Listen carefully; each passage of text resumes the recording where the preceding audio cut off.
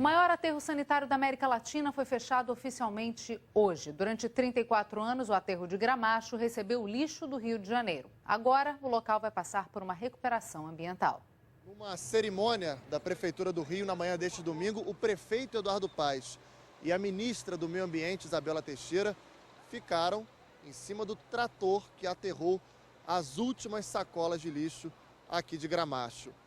O aterro que chegou esse ano com 60 milhões de toneladas de lixo. Com o fim do aterro de Gramacho, o lixo produzido na cidade do Rio de Janeiro vai agora para a Central de Tratamento de Resíduos Sólidos de Seropédica.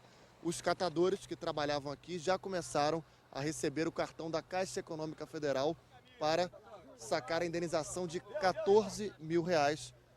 Eles têm direito. Esse dinheiro atende suas necessidades para tocar a vida? Uma parte sim, porque nós criamos uma associação. Tem 5 meses a Associação Carioca de Catadores e Ex-Catadores. E lá nós vamos reutilizar o reciclável. Nós só não vamos dar, antes a gente só dava valor, agregava valor.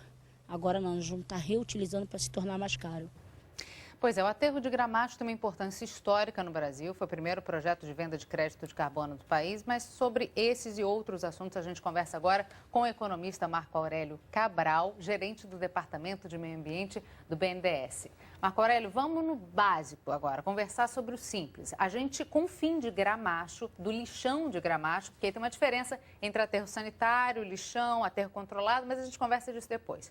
Com o fim do lixão de Gramacho, a gente tem a resolução de um problema no longo prazo, porque no curto prazo não tem nada resolvido. Isso, Cecília, só fazer um reparo, eu estou aqui como professor de economia da UF.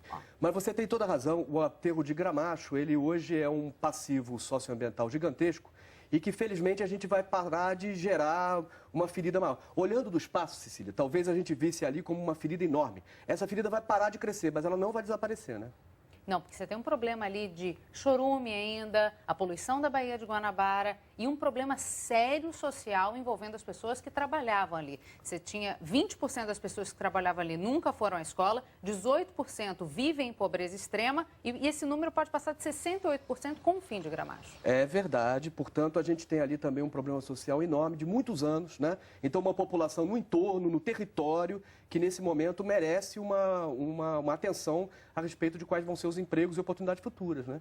Marco Aurélio, o Brasil atualmente tem 4 leis que tratam sobre a questão socioambiental, digamos assim. Enumera para mim quais são essas leis e qual é a solução que elas podem trazer para o país. Eu acho que o legal, Cecília, é que essas 4 leis em seu conjunto apontam para um futuro, né? Então, a Política Nacional de Meio Ambiente, por exemplo, ela estabeleceu um marco em que a sustentabilidade ela está a serviço do desenvolvimento dos brasileiros e não o contrário. Então, isso é importante porque coloca o ponto nos is em muitas discussões que estão por aí. A segunda importante lei foi a Lei de Tratamento de Resíduos Sólidos, Política Nacional de Resíduos Sólidos, que é onde hoje essa ação se insere, né? A gente teria um trabalho enorme no Brasil inteiro. Você faz ideia do que é essa situação hoje em municípios que nem tem coleta de lixo e tudo demais.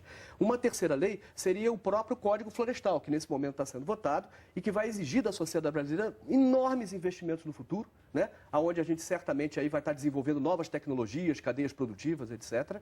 E, finalmente, a gente tem uma lei importante. Eu falei aqui da Política Nacional de Resíduos Sólidos, do Fundo... A Política Nacional de Mudança do Clima, ela foi criada um pouco antes de Copenhague, anunciada pelo presidente Lula, mas ela carrega também todo um conjunto enorme de possibilidades de remediação, principalmente de catástrofes, né, Cecília? Como a que a gente tem visto aqui no Rio de Janeiro, em Petrópolis, Teresópolis, agora com as cheias no norte do país. As secas extremas no Nordeste. Extremas. Essa é a realidade. São grandes catástrofes advindas do clima. Mas, enfim, a gente vai ver agora o que disseram as autoridades e os ex-catadores de Gramacho que estiveram presentes hoje no fechamento. Durante mais de 30 anos, cometeu esse crime ambiental aqui, às margens da Baía de Guanabara, né, e a gente poder fechar esse aterro é uma vitória, né?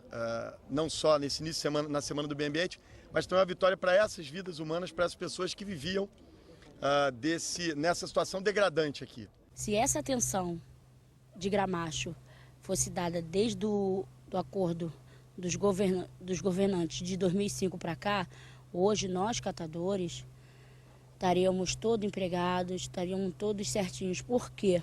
Muito se foi falado, muito usada a imagem do catador e nada trouxe. Tem o recurso, tem o plano de urbanização sustentável e o polo reciclador, transformando o catador em reciclador. Esse dinheiro que eles deu, quebraram muito galho, mas não é o dinheiro que nós também estava precisando só. Nós precisa de água, nós precisa de trabalho, tirar muito jovem que está aqui dentro perdido.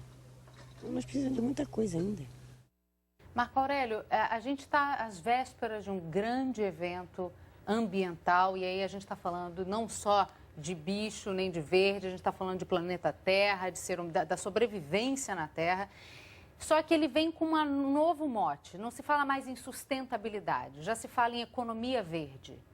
Meio ambiente está virando dinheiro, está virando uma nova forma de política. Essa é a discussão mesmo? Eu acho que assim, a Rio+20, ela tem uma frustração que ela carrega, que é um pouco herança de 2008, porque na realidade toda a estratégia do mundo que via nos mercados de capitais, mercado de crédito de carbono, uma saída importante de coordenação de fósseis, aparentemente hoje não está tão fortalecida quanto deveria. Ela não é um caminho que deve ser abandonado, mas ela não vai responder às urgências, né, Cecília? Então a sociedade tem que se organizar e promover respostas.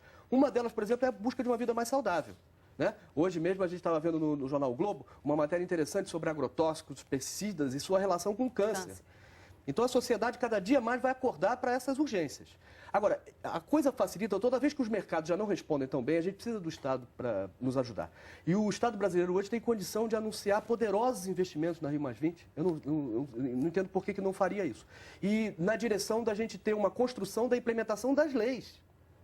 Nesse momento, a sociedade aprovou, através do Congresso Nacional, um conjunto de leis que exigem investimentos de capital. E é natural que a gente espere que o Executivo e o Congresso se acertem na busca dessas soluções. A gente está falando aí de um montante palpável. Você consegue definir o montante de investimento, Marco Aurélio? Olha, Cecília, eu acho que fazendo contas, eventualmente, para reflorestamento, só para reflorestamento, para cumprir o Código Florestal hoje no Brasil, talvez fosse, dependendo da qualidade desse reflorestamento, né? A gente também tem que discutir isso muito. Mas seria algo em torno de 10 a 15 bilhões de reais. Então, montantes muito importantes, se a gente somar toda a questão dos tratamentos de resíduos sólidos, somar isso também à prevenção de catástrofes. Então, nós temos diante de nós inúmeras oportunidades de criação de empregos e tecnologia. A grande dificuldade, Marco Aurélio, é que a gente discute aí sempre o longo prazo. Você tem que virar para um governo de hoje e falar assim, talvez não seja na sua gestão, daqui a 40 anos esse problema vai estar resolvido. O longo prazo prejudica um pouco as coisas aí, né? Mas assim, lembrando, né, Cecília, que assim, o longo prazo ele é construído pelo caminho certo que a gente vai tomando. Então, se a gente começa a criar empregos e tecnologia de boa qualidade, num novo paradigma tecnológico, hoje a gente, não somos só nós, Brasil, o mundo inteiro hoje ainda pensa em colocar muito dinheiro num paradigma tecnológico antigo, da indústria velha. Então, tudo que deriva desse processo de industrialização tem seus dias contados. Então, nós precisamos urgentemente aqui no país abrir frentes de desenvolvimento para o Brasil inteiro. É uma questão federativa. Os estados certamente têm seus planos para os seus territórios. Então, é tudo uma questão da gente aumentar o nível de coordenação pública hoje em torno desse desafio. É um problema de gestão pública? Eu acho que em parte, mas fundamentalmente, né, Cecília, hoje a gente tem a lei de responsabilidade fiscal que nos amarra enormemente a prosseguir nesse caminho. Eu acho que a sociedade brasileira, em algum momento muito breve, vai ter que rediscutir o que é essa responsabilidade. Vamos voltar aqui ao problema de Gramacho. Eu enfatizei que a gente tem um lixão em Gramacho, porque tem uma diferença entre lixão, aterro controlado e aterro sanitário. Qual é a diferença básica entre o lixão e um aterro sanitário? São obras civis que têm que ser implementadas e certamente com soluções tecnológicas que te permitem eventualmente até extrair riqueza desses resíduos sólidos. Hoje é muito comum você acumular lixo de forma já selecionada e, portanto, ali já extraindo, através de um processo organizado de catação, boa parte do material. E, além disso, para aquilo que vai para os sedimentos, propriamente dito, ali há todo um tratamento de extração de chorume, de não contaminação de lençóis freáticos e, eventualmente, até extração de gás para a geração de energia. A gente lembra que o aterro ali de Gramacho, né, o lixão de Gramacho, ele fica à beira da Baía de Guanabara. Tudo que é absorvido pelo solo, a sujeira inteira vai para a Baía de Guanabara, né? E isso é um problema gravíssimo, no curto prazo, inclusive. Certamente, Cecília. Hoje tem muita gente que diz que é melhor nem mexer com a Baía de Guanabara do ponto de vista de despoluição, a gente tinha que parar de jogar coisa dentro dela. Mas se a gente deixar ela quietinha ali, muito metal pesado lá no fundo, tem muitas coisas que se a gente fosse fazer obras civis, nós, de novo, estaríamos entrando dentro de uma discussão de prioridades. Então, eventualmente, é melhor a gente tratar o que está contaminando hoje a Bahia. Olha, a empresa Novo Gramacho, que vai explorar agora a região de Gramacho, ela vai, por 15 anos, o gás metano produzido no aterro vai ser vendido para a Reduc, que é a refinaria de Duque de Caxias. E a refinaria, o município de Duque de Caxias vai passar a ter uma responsabilidade enorme de gestão desses valores e das pessoas que estão saindo do aterro. Muito bem, Cecília. O problema dessa equação, que é uma equação econômica muito bem sucedida, é que ela não é replicável para todos os municípios brasileiros, porque tem uma questão de escala, de tamanho mínimo. Então, é claro que com o lixão de Gramacho, nós teríamos ali uma experiência exemplar da aplicação dessas tecnologias. Mas ela ainda tem muito chão pela frente aí para o Brasil ainda poder alcançar todos os municípios com esse grau de sustentabilidade.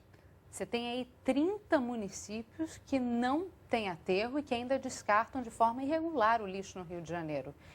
No Brasil, esse valor chega a quanto, Marco Aurélio? Você tem noção desse número? Eu não tenho o número de cabeça, Cecília, mas eles estão publicados, esses números sim, existe toda uma estatística de cobertura, não apenas de coleta de resíduos e tudo mais, mas também de saneamento básico. E essas fronteiras são fronteiras muito tênues, né? Por isso que é importante um plano muito coordenado. Hoje, esgoto é fonte, assim como resíduos sólidos, lixo, é fonte de doenças. Então, a gente percebe que tem toda uma proliferação de problemas na medida em que a gente deixa de atacar o essencial. Marco Aurélio, para encerrar, o Brasil hoje ele pode comemorar esse fim desse lixão? Eu acho que sim, é um passo importante na direção correta. Certamente hoje a iniciativa privada está atenta, né? Os nossos empreendedores estão muito atentos com as oportunidades que vão surgir no futuro e eu acredito que a gente vai ouvir ao longo do tempo novas experiências exemplares surgindo. Obrigada, Marco Aurélio, pela sua participação. Até a próxima. Até a próxima.